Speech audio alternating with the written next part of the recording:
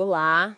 Quem foi à feira ou ao mercado ultimamente deve ter reparado, né? Tomate quase a R$ 8, aquele alface meio murcho por R$ 4. A carne, então, nossa, tá um luxo.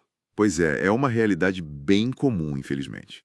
E isso levanta a pergunta que a gente quer discutir hoje. Por que a comida no Brasil continua assim tão cara?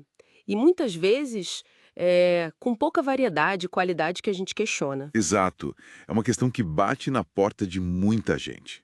E as fontes que a gente analisou para essa conversa, elas apontam para uma resposta que está toda interligada, sabe? À estrutura agrária do país. Como a terra é usada, distribuída? Isso. E as políticas agrícolas, né?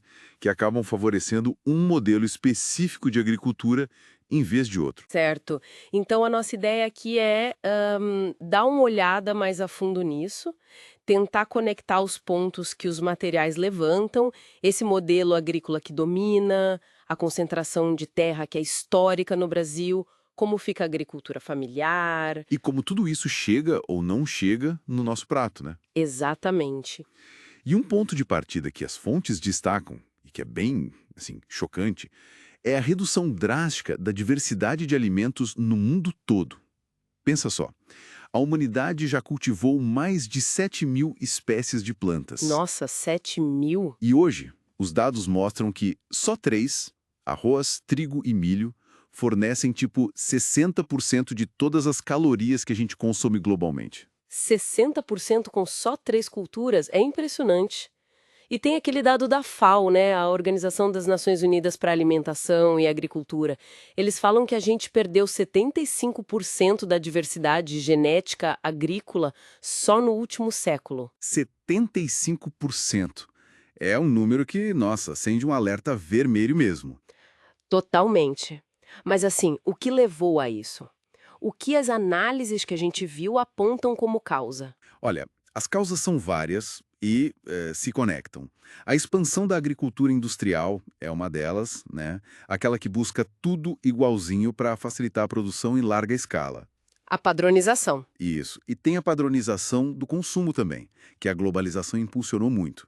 Fora a perda de saberes agrícolas tradicionais, né? E, claro, o avanço das monoculturas gigantescas. O mais preocupante nisso tudo é como essa perda de diversidade deixa nosso sistema alimentar muito mais vulnerável, sabe? Mais frágil para pragas, para mudanças no clima. Faz todo sentido.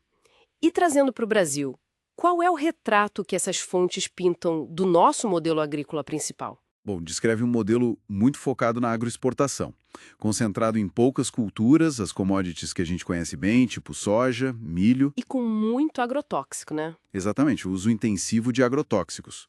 É um contraste bem forte com a realidade da agricultura familiar, da agricultura camponesa. Pois é. E quem é que coloca a comida do dia a dia na nossa mesa segundo essas análises? Aquela comida variada. A análise é bem clara nisso. São os pequenos produtores, os assentados da reforma agrária, os povos indígenas, as comunidades tradicionais. Eles é que garantem a diversidade no prato. Mas o apoio para eles, como fica? Então aí que está o problema. O apoio do Estado é descrito como muito insuficiente. Existem programas, claro, como o PAA, o Programa de Aquisição de Alimentos, que é importante por comprar direto da agricultura familiar, Sim, já ouvi falar. mas as críticas nas fontes são fortes. Orçamento limitado, dificuldade para conseguir crédito, assistência técnica que não chega para todo mundo que precisa. É complicado. Isso puxa o gancho para a reforma agrária, né? Os materiais criticam bastante a lentidão nesse processo no governo atual. Falam de um número baixo de famílias assentadas, enquanto a demanda é enorme. Gigante. E lembram que essa luta não é de hoje, né? Mencionam até as ligas camponesas, lá dos anos 50, 60. É uma questão histórica mesmo, Histórica e parece que ainda muito atual. muito atual. E a análise vai fundo nisso, sabe? Aponta a influência enorme do agronegócio nas decisões políticas. Esse setor, segundo as fontes, recebe muitos benefícios: incentivo fiscal, crédito mais fácil. Criando um desequilíbrio, né? Total. Um desequilíbrio enorme com as dificuldades que a agricultura familiar enfrenta. Então, essa falta de democratização do acesso à terra é vista como um nó central, que acaba mantendo esses problemas na oferta de alimentos. E é interessante que as fontes até rebatem aquela ideia de que reforma agrária é coisa comunista, ultrapassada. Ah, sim, sempre tem essa fala. Pois é, mas citam exemplos históricos tipo nos Estados Unidos, países capitalistas que fizeram reforma agrária em algum momento. Entendi. Ok, então vamos amarrar isso. Como essa estrutura de terra concentrada e esse modelo voltado para exportação afetam a comida que chega ou que não chega, né? Com qualidade e preço justo para a gente. Olha, a conexão que as análises fazem é bem direta. A dificuldade de acesso à terra para quem produz comida variada, junto com o foco na exportação de commodity, acaba pressionando os preços aqui dentro. Fica mais caro. E com menos opção na prateleira, imagino. Exatamente. Menos variedade. E uma consequência disso, que também é apontada e é bem preocupante, é o aumento do consumo de ultraprocessados. Ah, sim. Aqueles produtos mais baratos, mais acessíveis. Isso. Só que eles vêm associados a riscos sérios para a saúde pública. Obesidade, diabetes, essas coisas. Tem até um estudo citado, acho que da Public Eye, de 2024, que indica algo bem sério. O quê? Que produtos de grandes marcas globais podem ter mais açúcar ou mais sódio aqui, em países do sul global, do que nos países ricos. O mesmo produto, sabe? Sério? Isso levanta umas questões éticas pesadas, né, sobre política alimentar das empresas. Com certeza. Uma política que talvez não priorize a saúde de todo mundo igual. A crítica que fica é essa. Parece que falta prioridade política real para a segurança alimentar da população, sabe?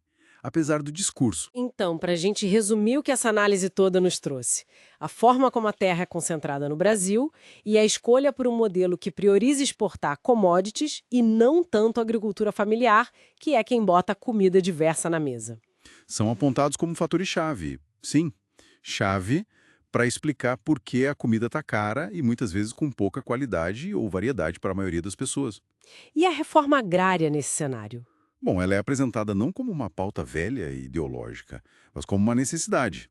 Uma necessidade atual, estrutural mesmo, para conseguir mudar esse quadro. Para viabilizar o acesso à comida de verdade. Saudável, com preço justo para mais gente. Isso deixa a gente com uma pulga atrás da orelha, né? Uma reflexão que essa análise provoca. Se o modelo que a gente tem hoje privilegia exportar alguns produtos, em vez de garantir comida farta e diversa aqui dentro, que tipo de soberania alimentar a gente está construindo, afinal? É a grande questão. Será que dá para alcançar essa soberania sem repensar lá na raiz de quem é a terra e como a gente usa ela no Brasil? Fica aí para a gente pensar.